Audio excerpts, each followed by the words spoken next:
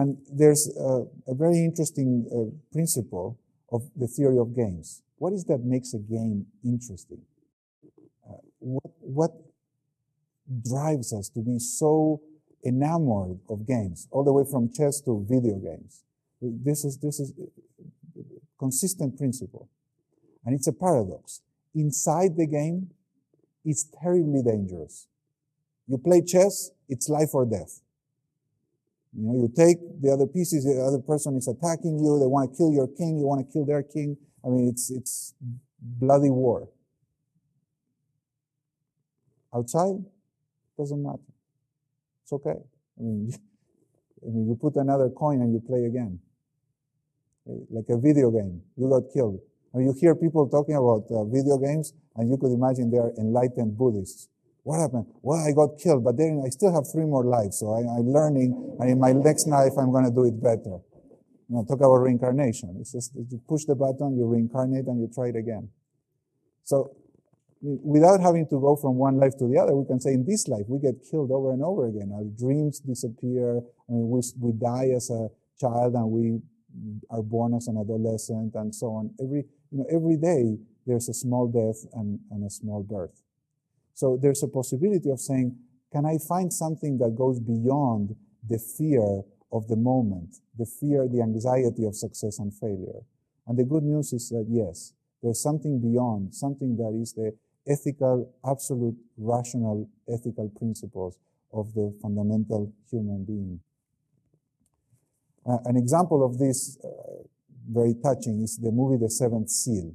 In this movie, Ingmar Bergman puts the stage during the Black Plague in Europe. So people are dying right and left. And there's a thread through the movie is a chess game between a knight and death. And over, death says, why are you playing? You know I'm going to win. At the end, you know I'm going to win, for sure. You can't win.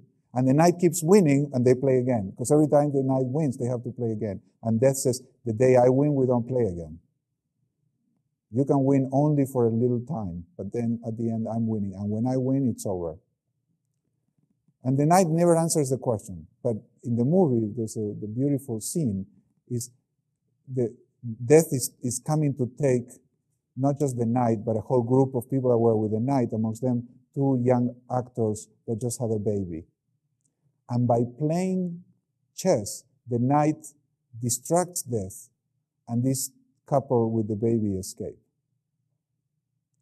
And at the end, he dies. So the knights get taken by death, and it's a really scary scene where death just ties a rope around his neck and takes him. But even though he's being taken, he's smiling. So it's not that he didn't win the game, but he won something.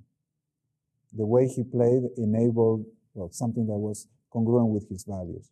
So that I find it's the combination of things that allow people to be in business with guts, with courage, and also with respect for others. It's like, we're human beings. We're here to do the best we can. And maybe we'll win, maybe we'll lose, but we don't have to be so frightened. The only fear is the fear of losing myself. And that is not for someone else to determine. Even in a concentration camp, it doesn't depend on the others whether I lose myself or not. So, you think of Ulysses and the Sirens. How did he manage to go through all these temptations without losing his center? He said, I'm going to tie myself to a mast. I'm not going to close my ears. I'll listen, but I'm not going to follow these temptations. I'm going to stay true to this value, the mast. So in a way, I think like Crosby, Stills, and Nash, they have this song that is called Teach Your Children Well. And the song goes, you who are on the road must have a code that you can live by. And it's a little bit like creating a code of the business person. What's the ethical code? How are we going to be with one another?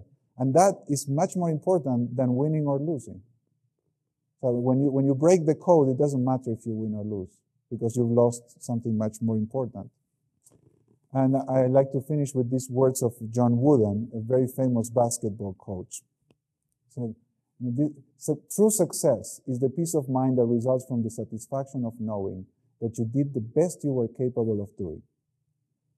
Now, he ended up winning more championships, intercollegiate championships, than any other coach.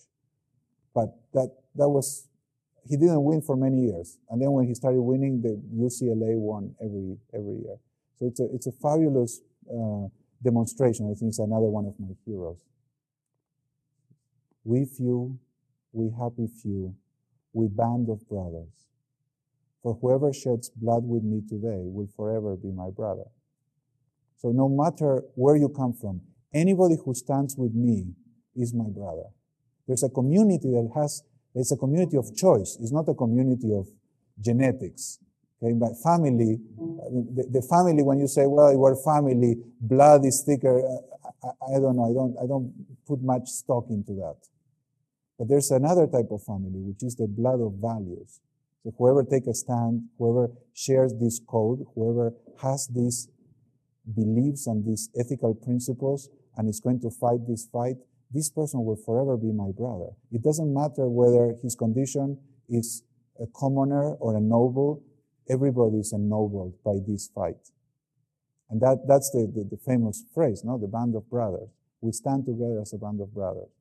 Now, people look at this and say, okay, well, that's movies. But I see this in business all the time. You don't need a war. Business is frightening. I mean, you start a project, you don't know what's going to happen. You lose, people lose their jobs. I mean, their family. I mean, it's very scary. I don't have to tell you that. But that fear or that possibility of bad things happening, it's also the ground on which courage can be tested, on which moral fiber, moral principles, it's where you can create a brotherhood or a sisterhood. To say, well, we stand together, and that makes us a band of brothers. That's who we are, and that's how we live.